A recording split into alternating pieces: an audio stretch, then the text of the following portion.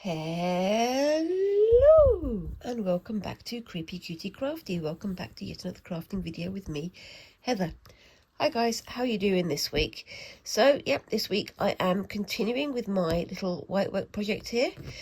This is my little practice piece. This is not proper whitework. This is just me playing around, seeing what I can do. I got myself like a little sheet of hardanger fabric here, and I'm just sort of cutting into it, stitching into it, and seeing what happens. I've not really got an end goal in an end goal in mind with this piece of fabric. It's mostly just an opportunity for me to learn a few of the processes and things that I need if I do go on to doing a more complex whitework project in the future, which is, the next thing I'm going to be doing after this. I'm at the moment just pulling some threads out to do a pulled thread design, a twisted thread design. I don't yet know what I want to do with it, but I am making it up as I go along. I've been reading up on different kinds of pulled thread patterns and things, and they are fascinating. You can do all kinds of bits and pieces with it. So you see here I've already had a go at one, and I also managed to finish these little bits off here, and they look fantastic. They're like little honeycombs, aren't they? And I think in the future, if I do larger versions of this, maybe I can put some beads in the corner of those little lattice patterns. I don't know, I'm going to have to think about it. I am having a think about doing quite a bit of beading work because over the years I've picked up quite a few different beads and buttons and bits and pieces like that, and I think I'd like to have a go at making something using those. I'd like to have maybe a try of making a painting, like a bead painting, or maybe having a go at doing some bead weaving, which is something that I've actually mentioned before on here, and I've had a look at it for quite a while. And you do get these little bead looms that you weave patterns and shapes out of them using beads, and they look fascinating, and it's something that I haven't tried yet, and I think I'd like to have a go at it. But that's going to have to be after I get this one finished, and after my gold work, and after some of the other bits and pieces, because after I've done this whitework project, I'm going to have a go at doing going back to my weaving and having a go at doing some band weaving using my little backstrap loom, my sort of self-made backstrap loom, and having a go at making some band woven patterns, because that's something I haven't done yet. I've done sort of just straight, I think it's called tabby weaving. It shows you how much I know, where it's literally just the first sort of over under, well, pretty much like this really. I think I'd like to have a go at doing something that's a bit more complex, so sort of having a look at some sort of Scandinavian designs or something of that nature, or maybe making up a pattern of my own. I don't know, but it's something that I would like to go back to, and I've had a look at some like inkle looms and card weaving looms. I think it'll be interesting to have a go at. It's something that I haven't tried yet, but some of the results I've seen online, again, it looks fascinating, but it does depend on time and materials and availability and blah blah blah. But I do want to have a go at doing a backstrap woven strap with a pattern. You can see there I've gone slightly off, but I'm not worrying about this end too much at the moment, because I'm going to start creating the pattern on this side and then finishing it over here and seeing how I go, because I'm going to be using a number of lines. Now what I've done here is I've done like a cluster block on the end here, so it's 5 stitches that way but 7 stitches that way, just so I'll give myself a little bit more space to work with. If you're working on these types of patterns, using odd and even numbers has a big effect on what you can create afterwards.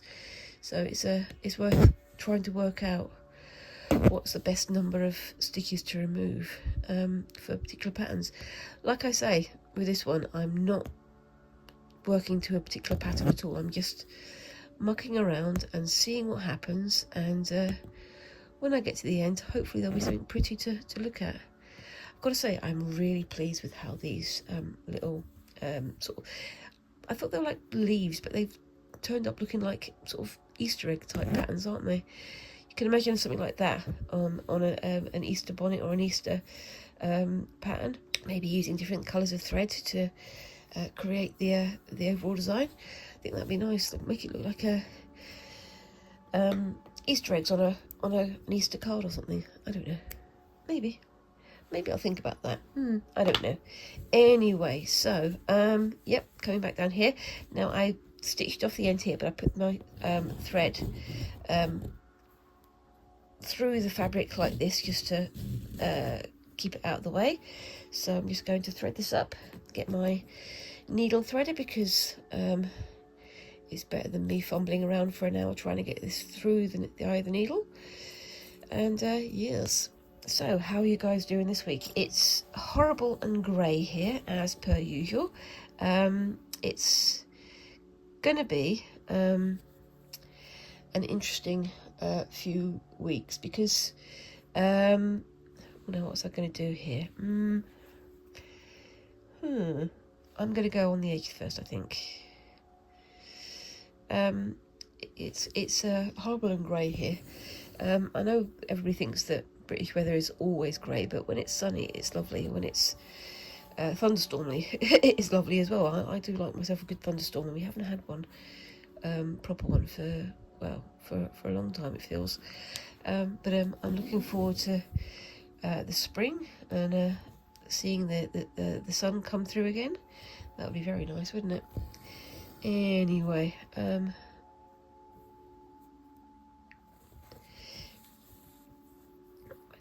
to try and do this. So what I'm doing is I'm coming out of the stitch between these two and going back into the stitch underneath. I'll show you that again. So I'm coming into the stitch between these two bars here. Oops, got a knot on the back. Come on, knots, let's de-knot, thank you. There we go. And then going under these two like that, pulling it fairly tight, and then putting it back in there. I think that looks quite nice. And then doing the same on the next one. So going in, pulling it through, going back out there. I'm just trying something out with these ones. I'm not, again, worrying about it looking proper, and we'll see how it looks when I get to the other end. So yeah, it's been horrible and grey here, and there's about 1 million colds and flus going around, as you can probably hear. I'm still getting over one. It's been lingering for quite a while, this one, though, unfortunately. And looking forward to some slightly sunnier days, so it's a bit warmer, so we can avoid the bugs. But you know, as soon as the bugs go, we're going to wind up with hay fever instead, aren't we? That's always the way, isn't it? I'm trying to sort of plan out what I'm going to do for the year. I have mentioned doing like bead weaving and things like that, which I definitely want to have a go at doing. I want to try and make a picture or a portrait out of bead weaving, or you know, sewing beads onto a piece of cloth like this and creating an image out of it. I haven't done anything like that for a while, because I did do some thread painting for a while, but I haven't done that for a while either. It's all these things, they catch up on me, and like I've said before, the one thing about me is when I'm doing one craft, the one thing I do is I look and see what other people are making, or look and find inspiration on Instagram or on Facebook or wherever, and constantly going, oh, I want to do that, but I'm doing this one. Should I stop doing this to do that? No, I'm going to keep doing this, or I'm going to stop doing this. It gets to the point where I've got to focus on what I'm doing before I can start the next thing. But it's always so enticing to look at what other things you can be doing. It's very tempting, but then that's how you wind up with huge piles of craft equipment that just lies there waiting for you to start the project that you said you were going to start months or years ago. I've got quite a few bits and pieces that I prepared for my sashiko project that I've not started, but I'm going to be starting this year, starting in the next couple of weeks probably. Yeah, it's one of those things. It's also exciting and so enticing, and we wish we had all the time in the world, but we don't, or at least I don't. So, you know, that's how it is. I'm not going to do this all the way to the end because I know that could look a little bit dull. So I'm going to try and do something a bit different in a moment, and we'll see how that goes. But, yes, I was aiming to do 2 or 3 different kinds of stitch on here, but we'll see what happens. So that goes through there, and then that goes into there. I'll do 1 more of these, and then I'll move on to the next bit, just so that you guys can see what I'm doing. So through there, under there, and then through there. So I've done the one side, and you can see how those lovely neat little stitches work on this end. On this bit here, I'm just going to go, I'm going to go to the centre there, so the centre of these two, and I'm just going to create a bit of a divide here so that I can do something else on the other side. So I'm going in there on 2, going under and back through, so always coming up through the middle, going under the 2 on this side, up through the middle, under 2 on this side, and up through the middle, and just pull it nice and tight, just to create a little bit of a divider there.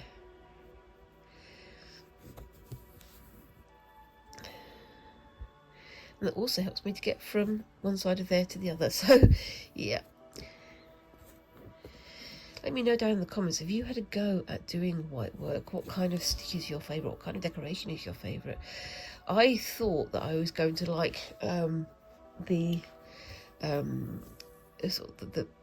cluster blocks and things, but I really do like this a lot more, I think. And I love the little decorations you can do in there. It's surprising how effective it has been, even with my level of inexpertise. And someone very kindly said to me on Monday that it may look like I'm fumbling, but it doesn't seem like that to them. It does feel like that to me, because I still have a lot more that I want to learn. I said that I if I could, I would do a class, but I don't have the money or the time right now. Yeah, I mean, the closest I've got really is the goldwork kit that I've been having fun with. If you can't do a class, yeah, definitely a kit is a good thing to get. And you know, you can learn a lot from, well, you can learn a lot from YouTube videos. And funnily enough, I mean, I was talking the other week about how the BBC are getting upset that YouTube has now got high viewing figures there. I've yet to see a BBC documentary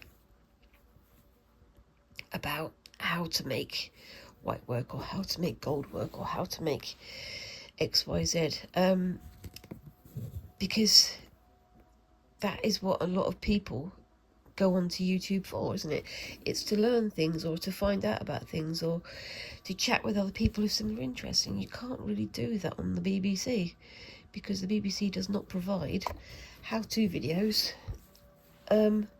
about how to build, you know, how to build a cabinet, or how to sew a button, or things like that. It's all these people learning from other people on there and creating this wonderful community. And I don't think you can honestly replicate that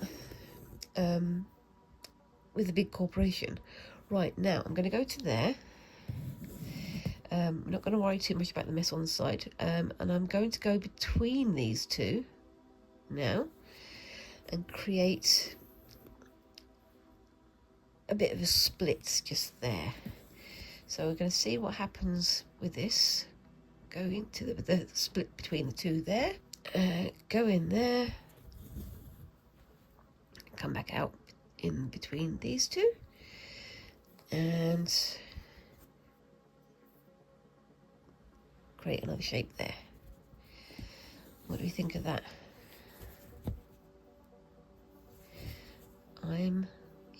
I think this looks interesting.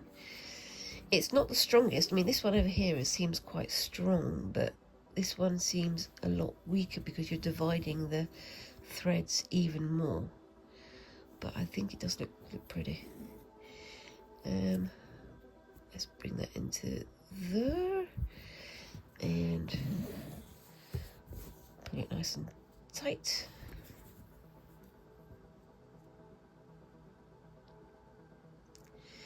And now I'm starting to get myself lost. Where am I? There I am.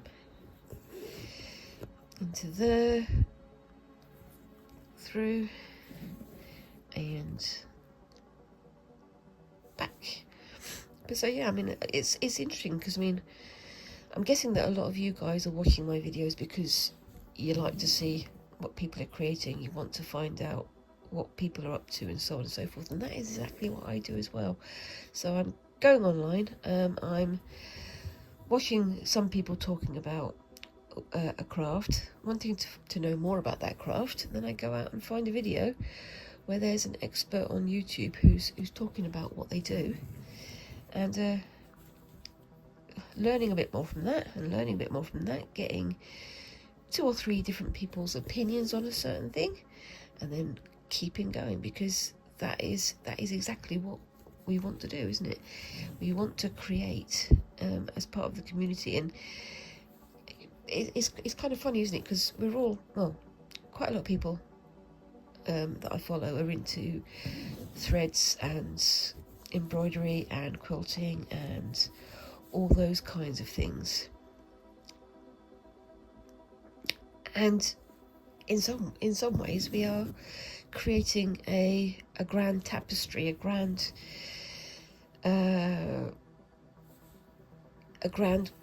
creation of all of our different crafts and all of our different interests and all of our different voices about the things that we love, you know, in the craft world. It's fascinating, and it's never really given the credit that it deserves, is it? You know, it's again denounced as being women's work, and seen as less than something. Again, a part of my art history studies from years ago, we were looking at women's work and how it is presented to the world, and how there is a division between what's seen as masculine and good, and feminine and not worthy of note. There's not very much difference between the skills used to create an embroidery and creating a tapestry. Tapestries are much bigger, and quite often they work from masterpieces from works of art that are presented as great works. But you can't deny the level of skill and the level of expertise needed to create some of the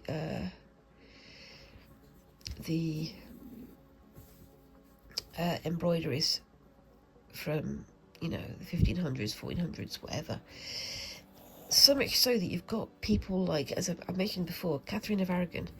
She was very well known and very well respected for her skills as a blackwork embroiderer.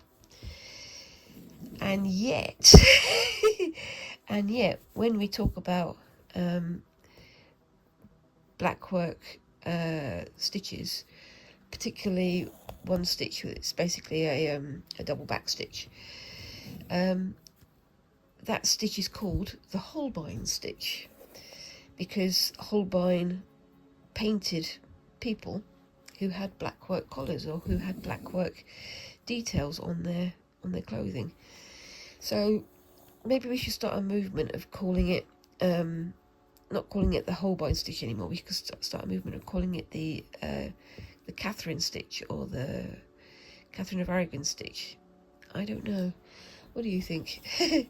Maybe I should start a poll and see what people vote on that. It's an interesting one, isn't it? It's like, it's not associated with people who created that stitch or who perfected that stitch. It's is named after somebody who happened to paint something that was representative of the fashion at the time. Always the way, isn't it? And that person just happened to be male. Anyway, I'm going to get off my soapbox again, because that's not what we're here for. But yeah, it's something that's been something of interest to me for a long time. It's kind of, it irks. It prods that little node in my brain that doesn't like it when people are treated unfairly. And I'd quite like it for people to get the credit for the things that they do, which would be very nice, wouldn't it? Anyway, I'm just going to tie that off, and I'll be back in a second. Okay, so I'm back, and I'm just trying to think of what I want to do with this one. Not entirely sure, I've got to be honest with you. So what I think I'm going to do is I'm going to start with a weave on this side, just going in 2 out 2 like I did before, but I'm only going to go up halfway and then see what I can do on the other side. I think this could be fun, but it also could turn out bleh. But you know, got to experiment. If you don't experiment, you aren't going to learn. Well, at least I'm not going to learn. Anyway,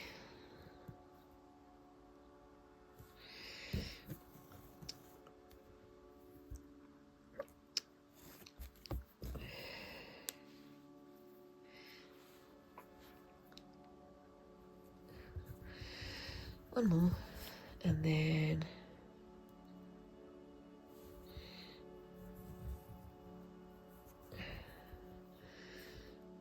gonna start on the next bit.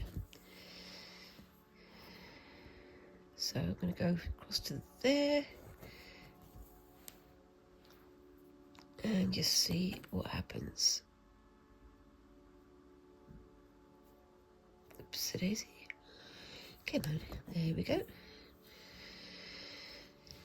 And I'm concentrating, so I've stopped talking, obviously. But yeah, I mean, it's always been interesting for me to look at the history of the history of art, because there's a lot of denouncement of value if a work is seen as being feminine or feminized.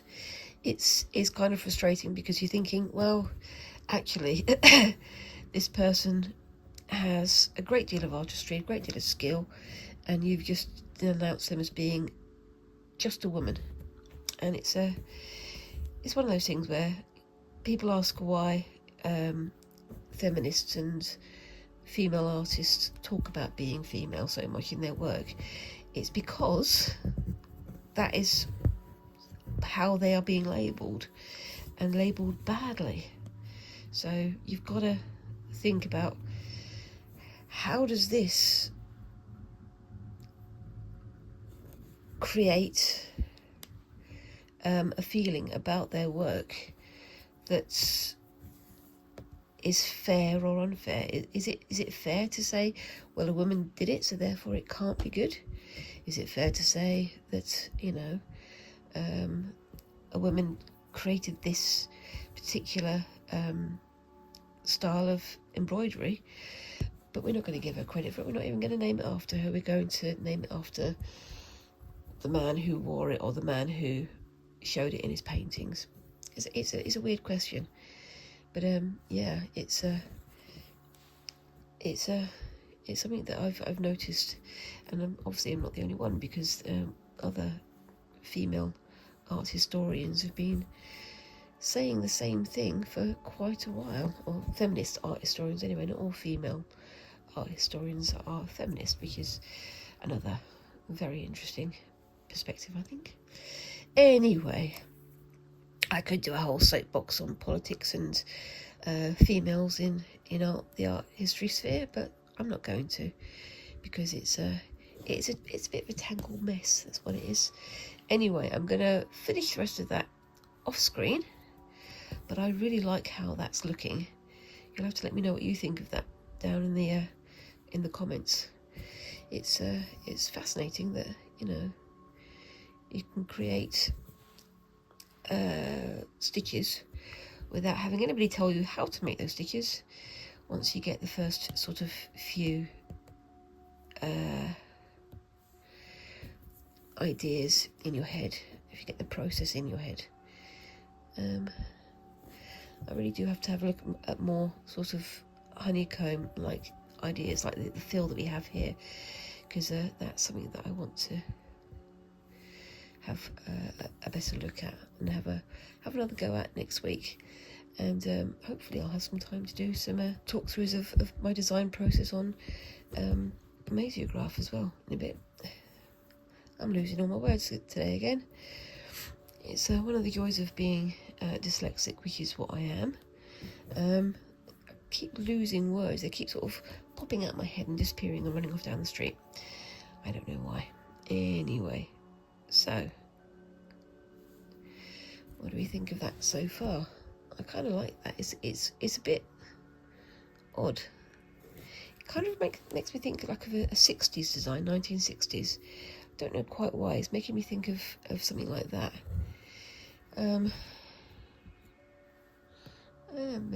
Maybe I don't know. You'd have to let me know if you can see the same, because it's an odd one. Definitely giving me like a 1960s kind of feel to it. Yeah, it's fascinating, and yep, it's great fun as well. It's one of those things. It's like people. I was researching some of these bits and pieces whilst I was having a break at work a few weeks ago, and one of the other people said, "Oh, what you're looking at?" Because quite often I get engrossed in things on my phone or on whatever I'm researching, and I said, "Oh, I'm looking at whitework embroidery," and he says, "Oh, boring," and then walked off. And I'm like, "Oh, okay, that's an opinion, but why?"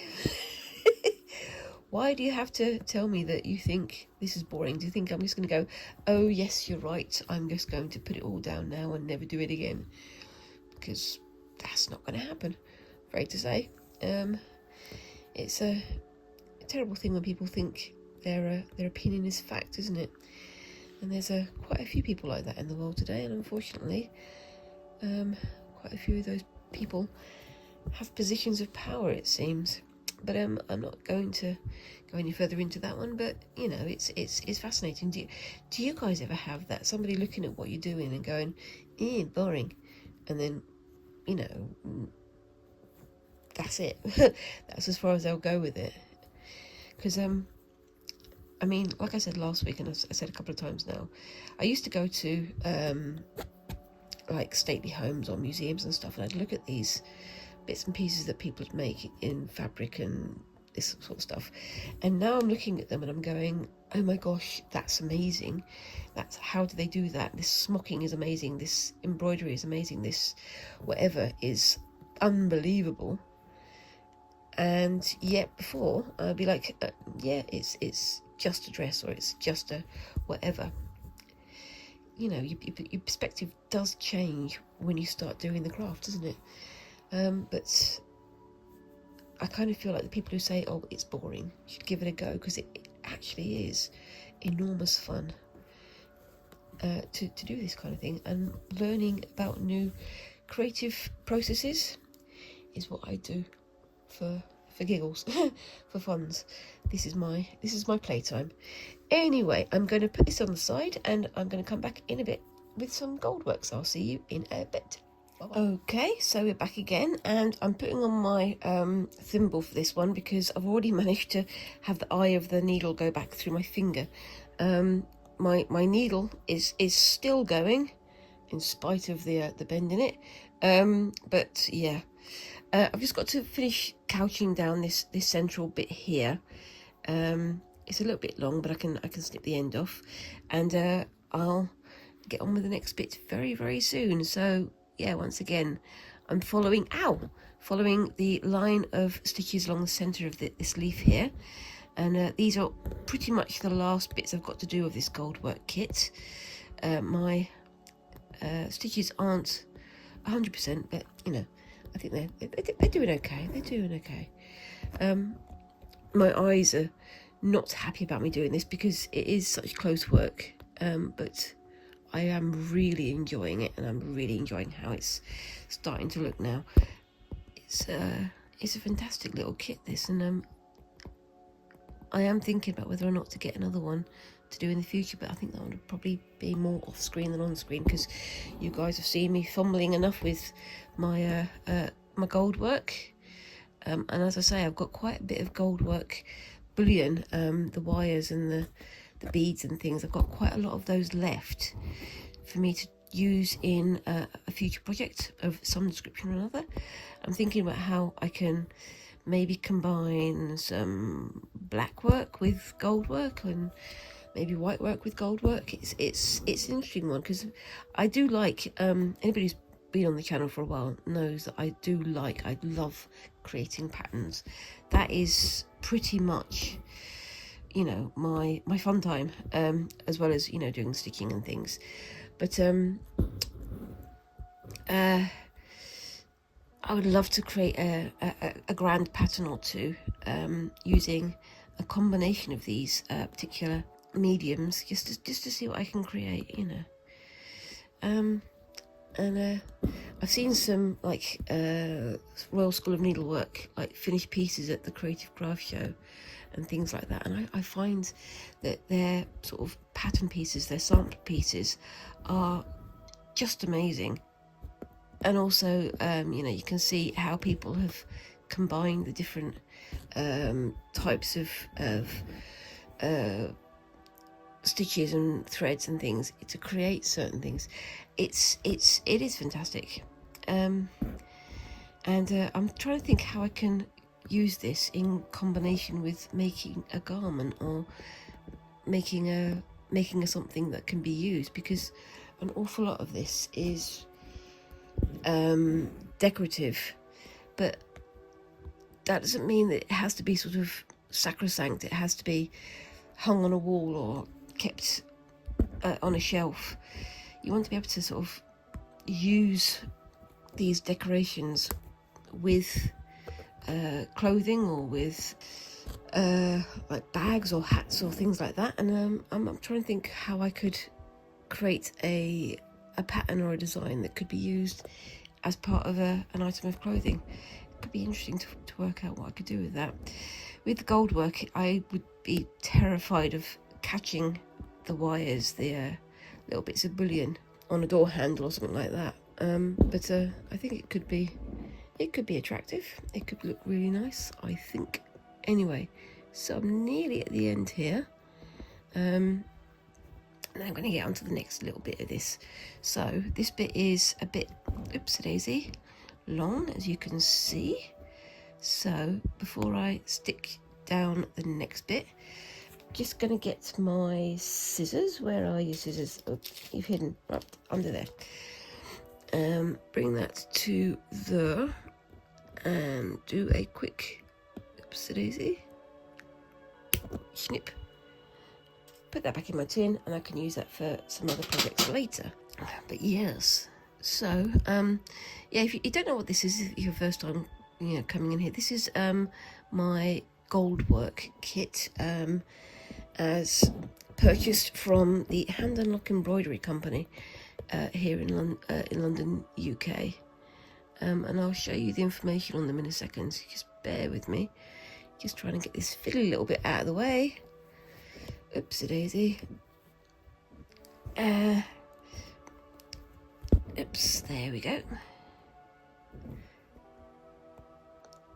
And yeah, I haven't pulled that end out enough, I don't think. Might have to do a little bit of a tug on there to spread those coils. If you don't know what I'm talking about, if you think I'm just talking nonsense, which, you know, it's me, so it probably is not nonsense. These bits of bullion, these bits of wire, they are little coils, excuse me, of gold or gold-plated wire. Like a spring, it's coiled up like this. When it's like this, it's very tightly coiled, so the thread isn't going to get in between.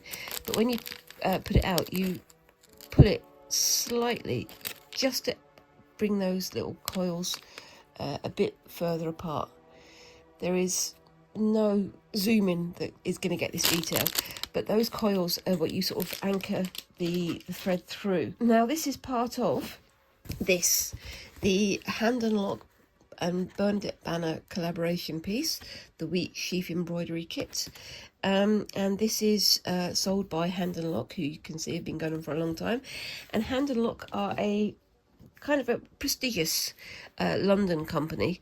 They've been embroiderers to the royal family for many, many years. In fact, they even had a video recently about creating the gold work that adorns some of the robes of King Charles's coronation ceremony that he had, and how they created it.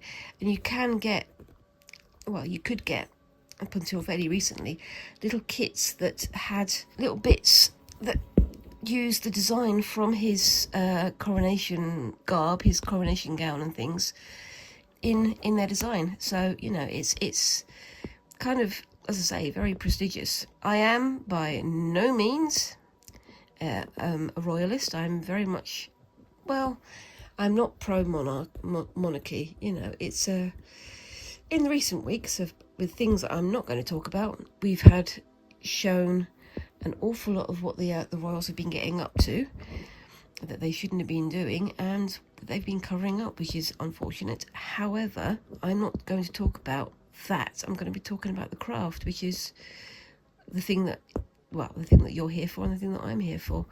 Because, yeah, they've been doing embroidery for the royal family and for, you know, the British government and other bits and pieces like that for centuries now. And it is fascinating to look at what they've done and how skillfully they've created it.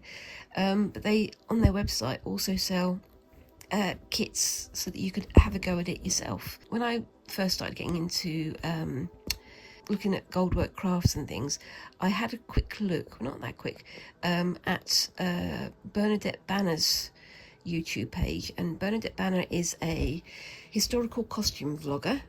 She is well known for her technical skills as a maker of historical costume.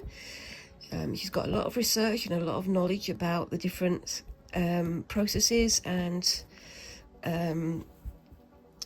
materials and things that are used in these creative processes throughout history. And yeah, it's fascinating because she created this in conjunction with Hand and Lock. This is the wheat sheaf kit, and there's another kit that I really should look up, but I cannot find it at the moment.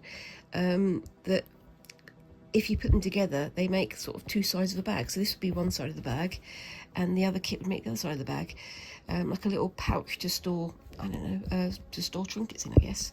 Oopsie daisy. The needle's the thread's not wanting to go through very easily today. There we go. I think that needs to go across a little bit, and that needs to come back a little bit, but that's fine. I'm going to see if I can get that little end hooked under as well. So that's going to go to that side, and that's going to push that over, hopefully.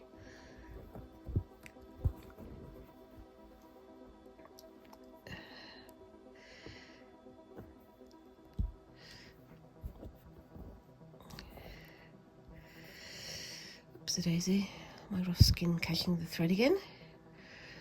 Oops, don't want a knot in there, do we now? Come on. There we go.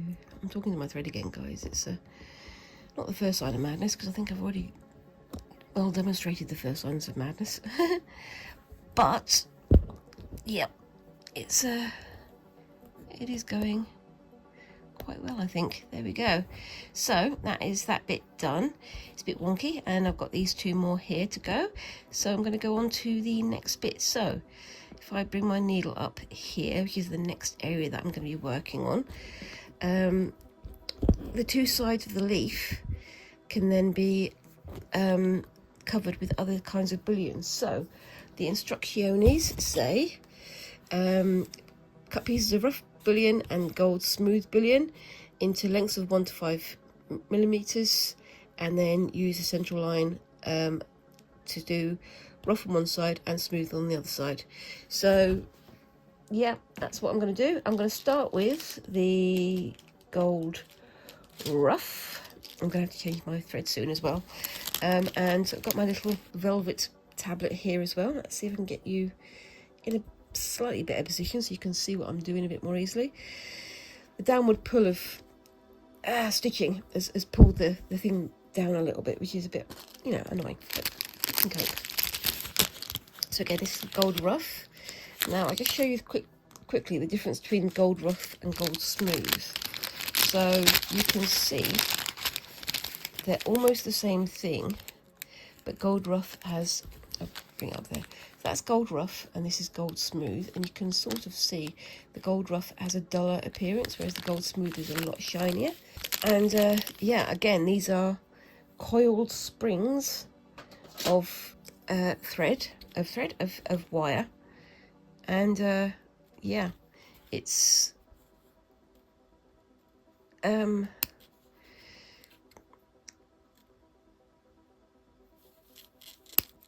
very easy to sort of couch down, but with these ones, with the gold pole you couldn't do it because there wasn't a big enough hole through the centre, but through these ones there's a big enough hole down the centre of the wires, down the centre there, for you to pass a needle and thread, which will hold the wires down, and then you couch over them.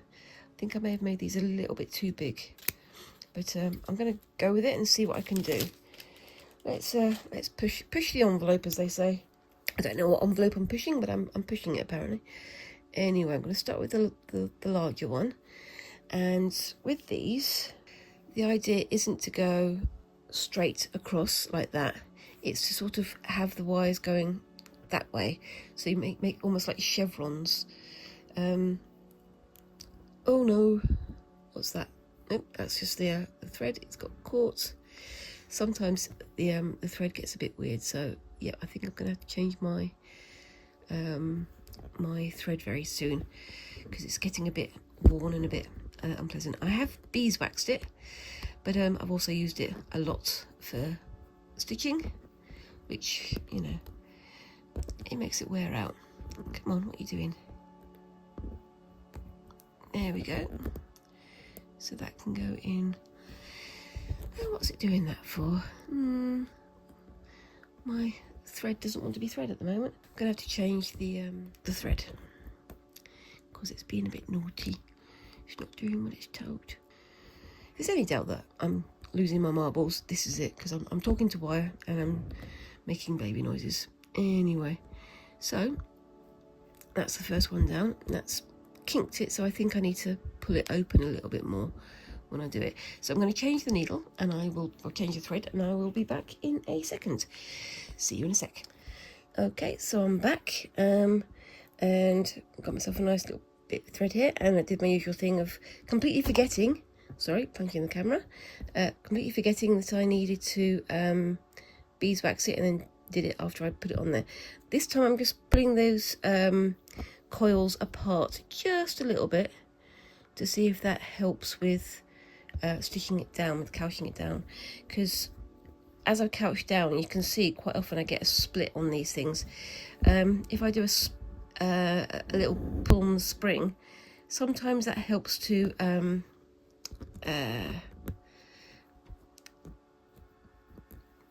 couch down without creating a split. So that's what I'm aiming for. Oops a daisy.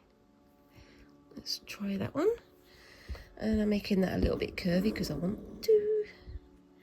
And I'll put that into, hold on, I'll get that into the,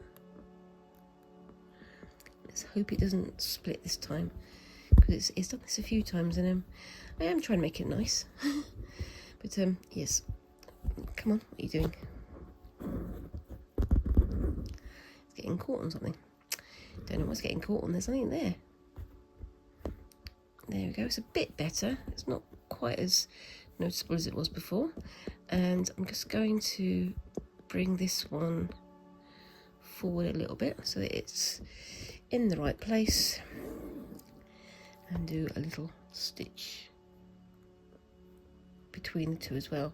I've got to try and work out how to get my camera and my light so that you guys can see what I'm doing. It's because I'm working with something so teeny tiny, it's a little bit difficult to position things in such a way that you can see what I'm doing. Again, I'm not an expert at this, and I'm, you know, just fumbling my way through and having a bit of fun. But I do also at the same time want to make it look nice. So I cut down the bits and pieces that I'd cut previously to make them a little bit shorter. So I'm going to fill that little space with a shorter one. It will look a bit weird, but I think it's going to look okay. And then put that one into the, just so, nope, that's too far over. Let's have a look properly. There we go. And then see how we do with that.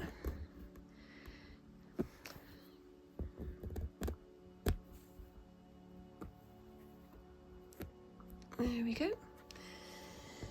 And just use my little tool here to try and push it into the right space.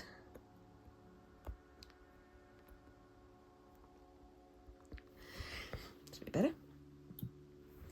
Not perfect, but better. There we go. And then I'm going to come out into here and do some longer pieces going this direction, if I can, of course.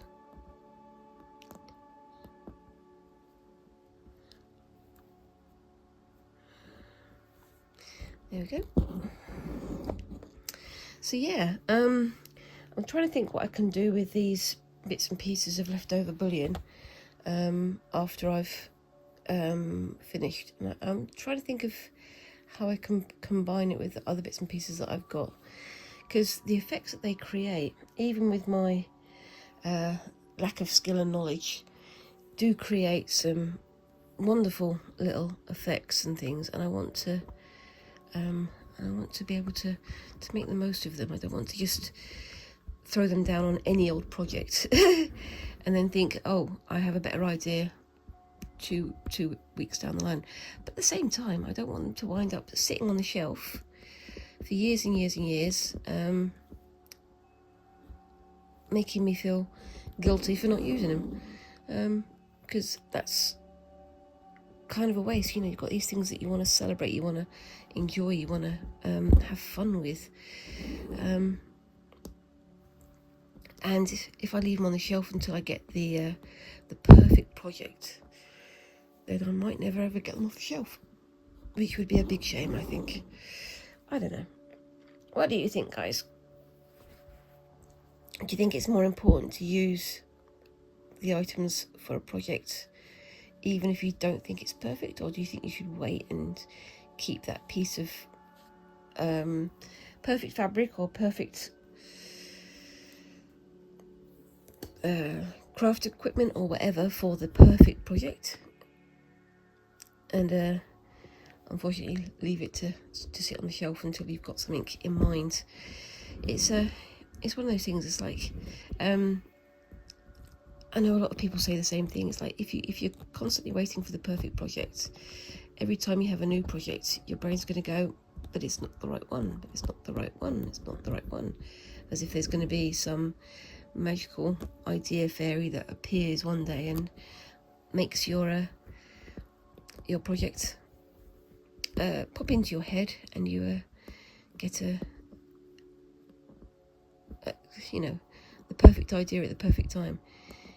It's it's a shame because I mean I've done this myself, and I very much know what it's like. It's like you're waiting for the ideal time, or you're waiting for the for something like it's inspiration to hit or whatever, and you wind up amassing lots and lots of fabric and yarn and other bits and pieces, and then going, but I've got nothing to use them on.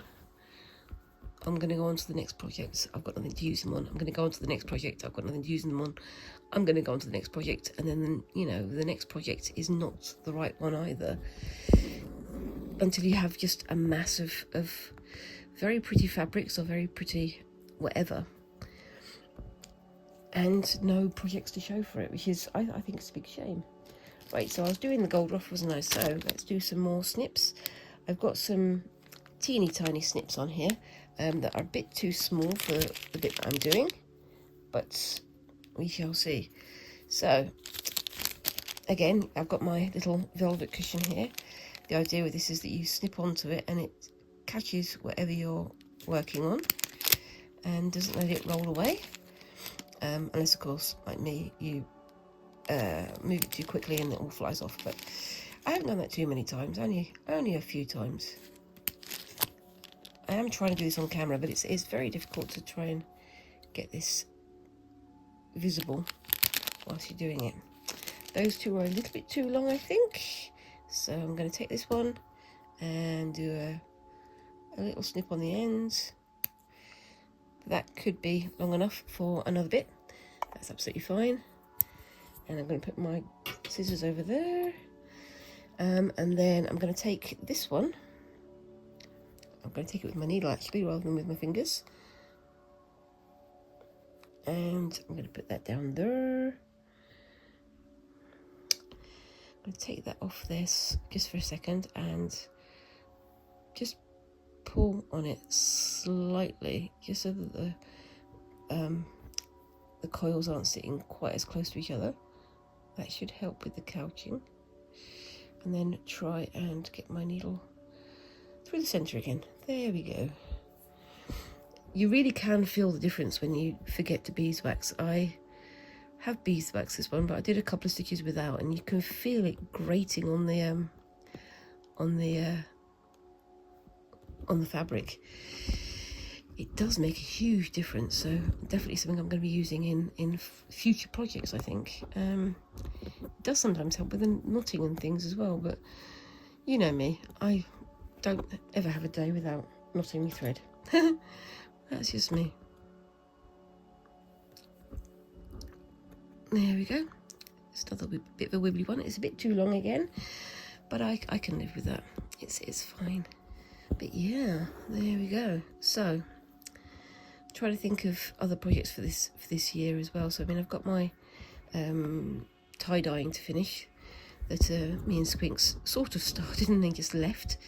We filmed like an hour of video on it, and then just didn't go back to it because we just didn't go back to it. It's one of those annoying things where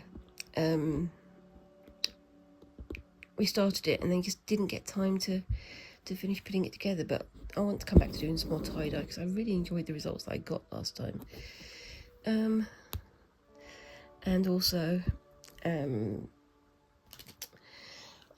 going to have a go at sashiko after this one, as I mentioned.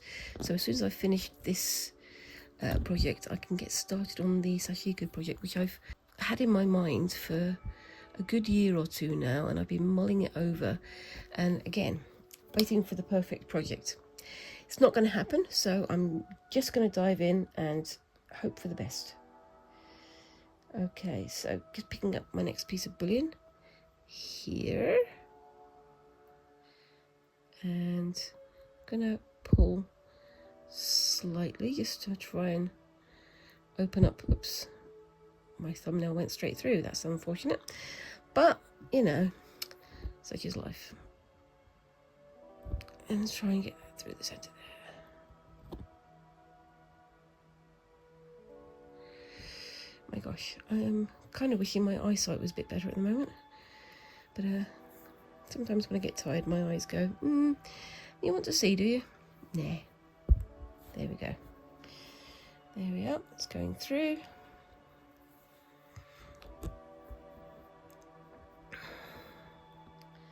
And bringing it back in there.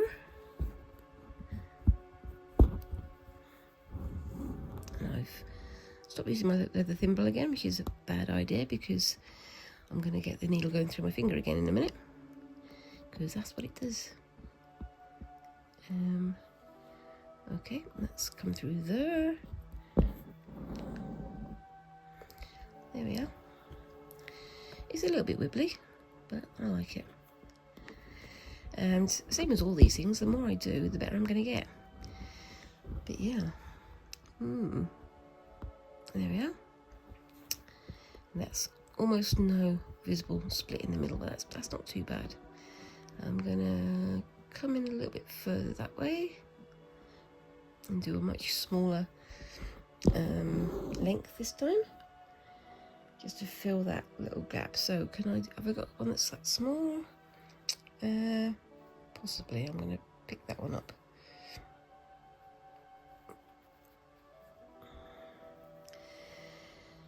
And rather than taking it off the needle, I'm just going to give it a bit of a pull whilst it's on the needle. There we go. Bringing it down and adding the stitch in there. There we go.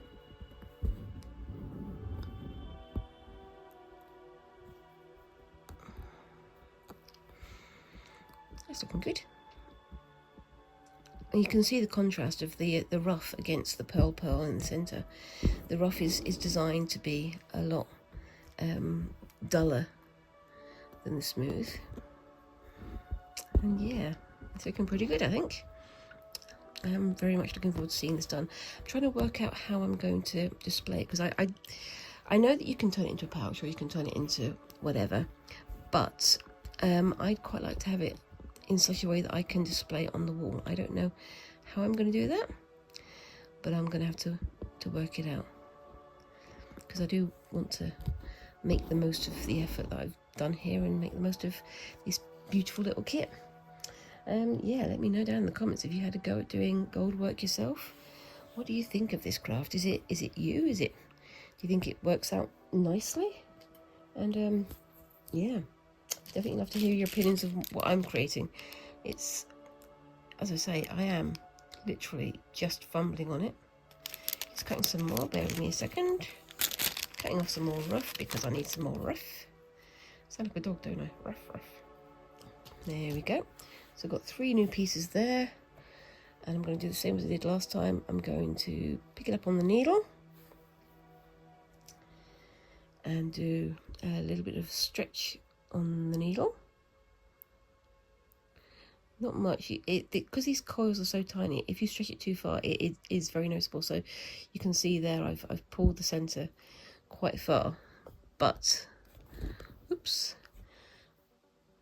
let that slide along the thread. Oops, it's getting caught on the thread now, so yeah, I definitely need to put some more beeswax on my thread and bring that into there.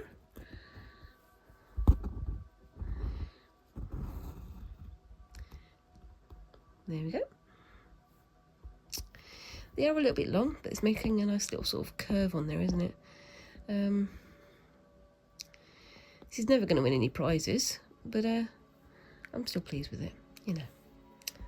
Anyway, I'm trying not to be too negative about my work. I'm very aware that I am often sounding like I'm being negative. I'm not negative at all. I'm actually really pleased with how this is going. I just wish I could do even better than I do. But then again, isn't that always the way? We always wish to do better than we already do at everything, because that's how you improve, how you make things better, or something. Too deep and philosophical? Possibly. Anyway, so I'm going to bring that through there. You can see on here that it's starting to get a bit rougher. So I'm going to get my beeswax again. I'm going to do one more piece and then I will call it a day. There we go.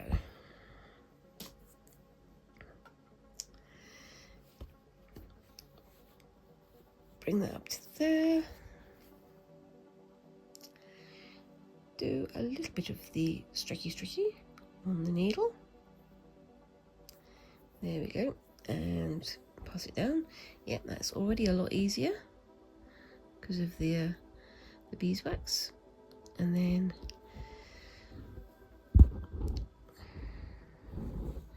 sew it into place. Oops, now that bit's gone a bit wibbly. Why has it done that? I think I may have made that stitch a little bit too short, so let's see what I can do with that.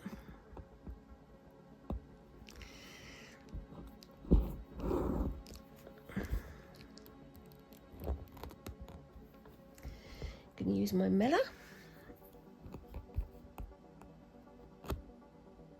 Try to push that into place a little bit. Yeah, I've definitely used a piece of bullion that's a bit too long. That's okay. I can live with it.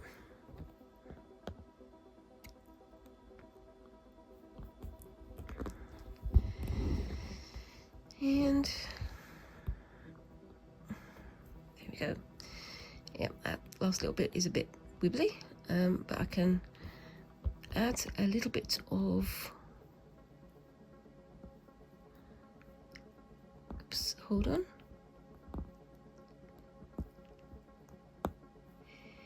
In there, and add one of these teeny tiny chips just there.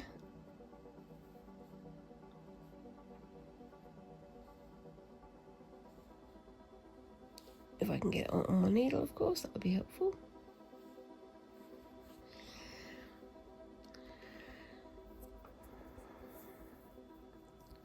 And then put that in that tiny gap just there. I can use my meller to bring it into place, or I can just use my fingers. That's fine, and that looks all right. Again, not perfect, but it's all right, and I can live with that.